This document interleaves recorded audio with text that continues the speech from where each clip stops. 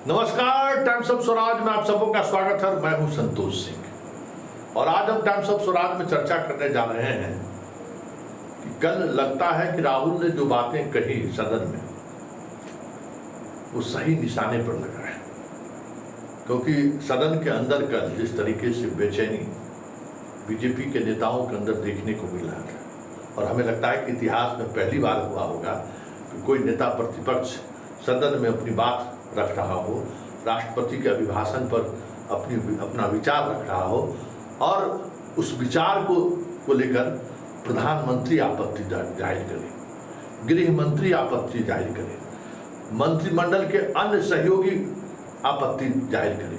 मतलब सत्ता पक्ष विपक्ष को सदन में इस तरीके से बोलने से रोकते हुए बड़े बड़े जो जानकार हैं, जो 50 साल से लोकसभा को कवर कर रहे हैं, उन्होंने भी कहा कि ये तो कभी मैंने देखा ही नहीं था। मेरी आज बात हुई दिल्ली में कई सीनियर जर्नलिस्ट से, उन्होंने कहा कि कभी कदापि सोच भी नहीं सकते थे कि इस तरीके की चीज़ें देखने को मिले, इससे पहले कभी नहीं हुआ है। संसदीय लोकतंत्र की यह पहली घटना होगी जिसमें नेता प्रतिपक्ष अपनी बात रख रहा हो और प्रधानमंत्री को बीच में उठकर इंटरसेप्ट करना हो या रोकना, गृह मंत्री को उठना पड़े। मतलब राहुल जो कहना चाह रहे थे और जिस अंदाज में वो अपनी बातों को रख रहे थे, मोदी या बीजेपी या संघ कहीं दूर तलक असहज दिख रहे हैं। और आज मोदी ने जो जवाब दिया राष्ट्रपति अभिभाषण पर, उन्होंने जो बोला है और उनका जो अंदाज था, चेहरे का जो भाव था और जिस तरीके से बार बार पानी पी रहे थे, उससे तो यही लग रहा था कि राहुल के कहे गए बातों का जवाब भी वो सहजता के साथ नहीं दे पा रहे। जिस सहजता से राहुल ने सवाल खड़ा किया था, सहजता की तो बात छोड़िए, चेहरे पर साफ गुस्सा झलक रहा था। और कई उदाहरणों के सहारे आज भी जो संघ और बीजेपी की रणनीति रही है पप्पू साबित करने का, आज भी भले वो पप्पू शब्द का इस्तेमाल नहीं किया, बच्चा का शब्द इस्तेमाल किया, लेकिन उनकी कोशिश आज भी यही रही कि राहुल गांधी को हम पप्पू कहकर खारिज कर दें। लेकिन एक भी ऐसे सवाल का जवाब वो देते हुए नहीं दिखे जिसके सहारे ये समझ में आए कि वो वाकई में राहुल गांधी के किसी सवाल का वो जवाब दे रहे। जिन मुद्दों को राहुल ने उठाया उन मुद्दों पर वो बसते हुए दिखे। ये अलग बात है कि नीट वाले मसले पर उन्होंने कहा कि कितना भी बड़ा अपराधी क्यों नहीं हो बख्शे नहीं जाएंगे, लेकिन सब लोग देख रहे हैं कि क्या स्थिति है, कौन किसको बख्श रहा है, उससे कोई किसी से छुपा हुआ है। और बात अगर झूठ की हो, बात अगर फैक्ट की हो, तो प्रधानमंत्री ने आज जो लोकसभा में कही है अपनी बात, हिस्टोरिकल फैक्ट की अगर हम बात करें तो कई फैक्ट जो उन्होंने रखा है वो आरएसएस की किताब में भले हो, कहीं फैक्चुअली उसका इस्तेमाल नहीं हुआ है। अंबेडकर के चुनाव हारने को लेकर उसमें हिंदू महासभा भी चुनाव लड़ रहे थे और कैसे वो चुनाव लड़े, किस परिस्थिति में चुनाव हुआ, चौथे नंबर पर हो रहे, हारने की तो बात छोड़ दीजिए, वो लड़ाई में ही कहीं नहीं थे। और उस हिंदू महासभा भी उनके खिलाफ जबरदस्त कैंपेन किए थे। हिंदू महासभा की क्या भूमिका रही है भारतीय इतिहास में, किसी से छुपा रहा है क्या? और वो कहे कि हिंदू महासभा से मेरा कभी रिश्ता नहीं रहा। वही लोग तो फिर बाद में जनसंघ में आए और फिर जनसंघ से वही लोग फिर बीजेपी में आए, नाम बदलता रहा। वो आज तो नेहरू का कांग्रेस तो है भी नहीं, वो कांग्रेस पार्टी था, कांग्रेस आई है तो चीज़ें कांग्रेस में भी बदल गई है बहुत सारी चीज़ें। लेकिन इन सबसे इधर जो सबसे महत्वपूर्ण बात, वो महत्वपूर्ण बात आज ये दिखा कि राहुल कि हर उन बातों को वो नज़रअंदाज करते दिखे या फिर उनके पास कोई जवाब नहीं दिख रहा था। आहत थे अंदर से कि हम कैसे राहुल को ये करें, हिंदुत्व के मसला पर हो, हिंदू के मसला पर हो, जिन मसलों पर वो सवाल खड़ा किए, लोकतंत्र का मसला हो। अब कांग्रेस को जिस तरीके से वो उपहास उड़ाते दिखे, हमें लगता है कि 99 का दर्द उन्हें है कि आखिर इन्हें जिस व्यक्ति को राहुल कौन कह रहे थे और जिस व्यक्ति को कह रहे थे कि हम दर्शक दीर्घा में बैठते दिखेंगे, वो आज सामने आंख से आंख मिलाकर अपनी बात कर रहा है, तो स्वाभाविक तौर पर गुस्सा स्वाभाविक है।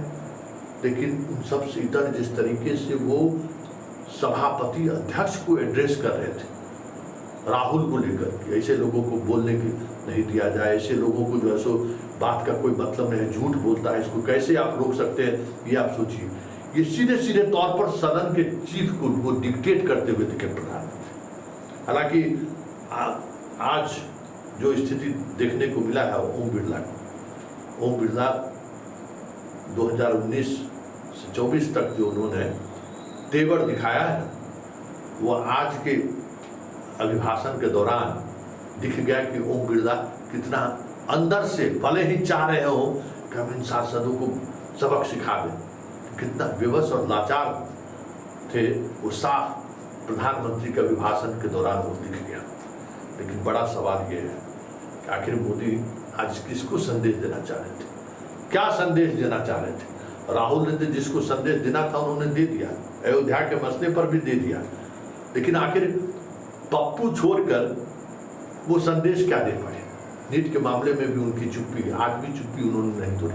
मणिपुर के मामले में उन्होंने आज भी नहीं तोड़ी, चुप्पी तोड़ी। अग्निवीर को लेकर, अग्निवीर क्या सेना के मॉडर्नाइजेशन का हिस्सा है, उस पर भी वो नहीं बोल पाए। मतलब राहुल जिन सवालों को वो खड़ा किया, उन सवालों से वो बचते रहे, आंख चुराते रहे। तो जरा आप भी सुन लीजिए सदन में आज किस तरीके से राहुल के सवालों का वो जवाब दे रहे थे और कितने असहज थे, और उस दौरान कितना ग्लास उन्होंने पानी पिया है। और जो स्थिति आज मोदी को देख कर लग रहा था, मोदी आने वाले समय में सदन को फेस करते हुए वो दिख जाए तो बड़ी बात होगी, क्योंकि उन्हें ये महसूस ही नहीं हो रहा था कि हम इस तरीके से हमें कोई जलील कर सकता है पूरे कैमरा के सामने। मतलब मोदी के पूरे इकबाल को राहुल ने चुनौती दी, और चुनौती ही नहीं दी, मतलब वो मुंह चुराते भी दिखे। तो जरा सुन लीजिए आज सदन में उन्होंने क्या कहा है और राहुल ने कल क्या कहा था। मतलब एक बड़ा फर्क जो भारतीय डेमोक्रेसी का आज और कल में दिखा है, वो संकेत है कि देश बदल रहा है। और मोदी की जो तानाशाही चल रही थी, या यूँ कहें मोदी की जो मनमर्जी चल रही थी, उस मनमर्जी के साथ लोकसभा के अध्यक्ष ओम बिरला के बनाए जाने के बावजूद भी आज वो भी साथ दिखते हुए नहीं दिखे। मतलब कितनी लाचारी और बेचारी है कि उसी कुर्सी, वही कुर्सी है जिस कुर्सी पर ओम बिरला 2019 में बैठे थे, तब उनका जो तेवर था, और वही कुर्सी है 2024 में जब वो बैठे हैं, तो कितने लाचार और लाचार दिख रहे हैं। क्या एकदम मतलब कुछ उनके जुबान, मतलब वो गुस्सा, एग्रेशन दिखता है, साफ दिखता है, लेकिन बेबस लाचार। पूरे प्रधानमंत्री के अभिभाषण के दौरान हंगामा होता रहा, लेकिन याद करिए पूरे संसद भवन से सांसद को बाहर कर देते। आज नजर मिलाने की स्थिति में नहीं है। यही डेमोक्रेसी, और यही डेमोक्रेसी का ताकत है कि एक से एक हिटलर को भी जमीन पर लेटने के लिए मजबूर कर देता है। किसी को देखें तो उनकी इमेज से आपको पता लगता है कि हिंदू डर नहीं फैला सकता, हिंदू हिंसा नहीं फैला सकता, हिंदू नफरत नहीं फैला सकता। और बीजेपी 24 घंटा नफरत, हिंसा, नफरत, हिंसा, नफरत, हिंसा। स्पीकर सर, कहां तक इन्होंने डर फैला दिया है? प्लीज सर, कहां तक इन लोगों ने डर फैला दिया? मैं आपको अयोध्या से शुरू करता हूं। सर नमस्कार। अयोध्या ने आपको मैसेज भेजा, अयोध्या ने राम भगवान एक सोची समझी रणनीति के तहत इनका पूरा इकोसिस्टम, हिंदू परंपरा, हिंदू समाज, इस देश की संस्कृति, देश की विरासत, इसको नीचा दिखाना, उसे गाली देना, उसे अपमानित करना, हिंदुओं का मजाक उड़ाना, इसे फैशन बना दिया है और उसको संरक्षण देने का काम अपने राजनीतिक स्वार्थ के लिए ऐसे तत्व कर रहे हैं। आदरणीय सभापति जी,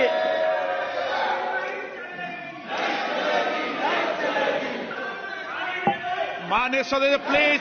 आदरणीय सभापति जी, हम बचपन से सीखते हुए आए हैं, गांव का हो, शहर का हो, गरीब हो, अमीर हो,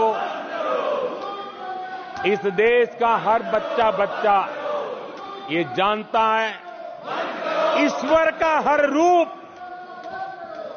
आदरणीय सभापति जी, ईश्वर का हर रूप दर्शन के लिए होता है।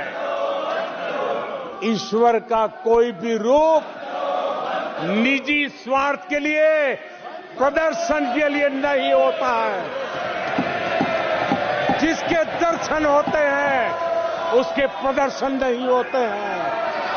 आदरणीय सभापति जी, हमारे देवी देवताओं का अपमान 140 करोड़ देशवासियों के दिलों को गहरी चोट पहुंचा रहा है।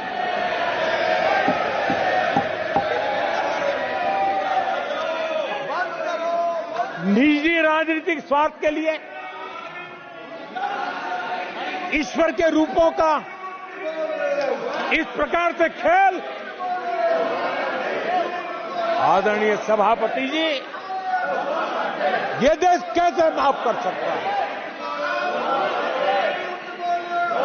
आदरणीय सभापति जी, सदन के कल के दृश्यों को देख करके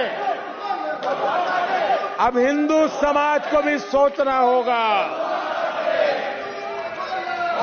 क्या ये अपमानजनक बयान संयोग है या कोई प्रयोग की तैयारी है? मुझे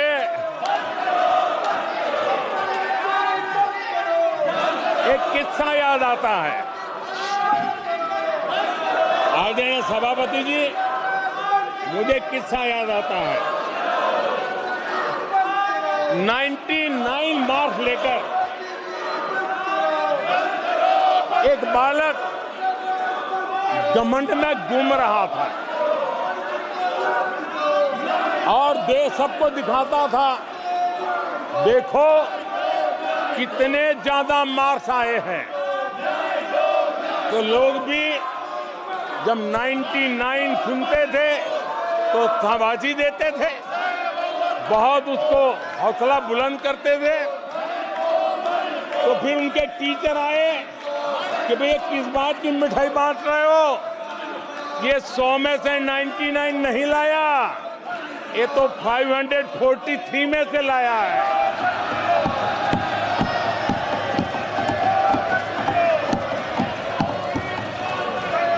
अब उस बालक बुद्धि को कौन समझाए कि तुमने फेल होने का वर्ल्ड रिकॉर्ड बना दिया है।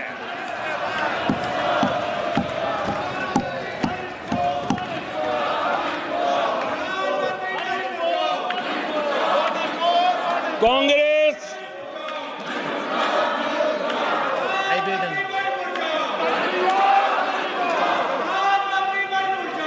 आदरणीय सभापति जी, कांग्रेस के नेताओं के बयानों में ये बयानबाजी ने शोले फिल्म को भी पीछे छोड़ दिया है।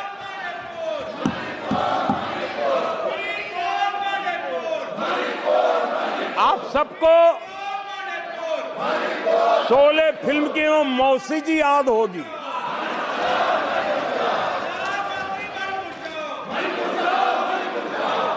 तीसरी बार तो हारे हैं, पर मौसी ये बात तो सही है, तीसरी बार ही तो हारे हैं, पर मौसी मोरल विक्ट्री तो है ना। आदरणीय सभापति जी, 13 राज्यों में 0 सीटें आई हैं। अरे मौसी, 13 राज्यों में 0 सीटें आई हैं, पर हीरो तो है ना।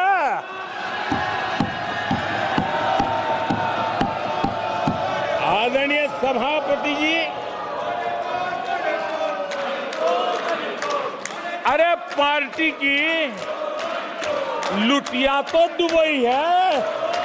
अरे मौसी, पार्टी अभी भी सांसें तो ले रही है।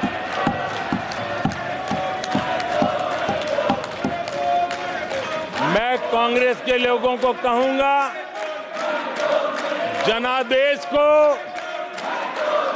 फर्जी जीत के जश्न में मत दबाओ। जनादेश को फर्जी जीत के नशे में मत दबाओ।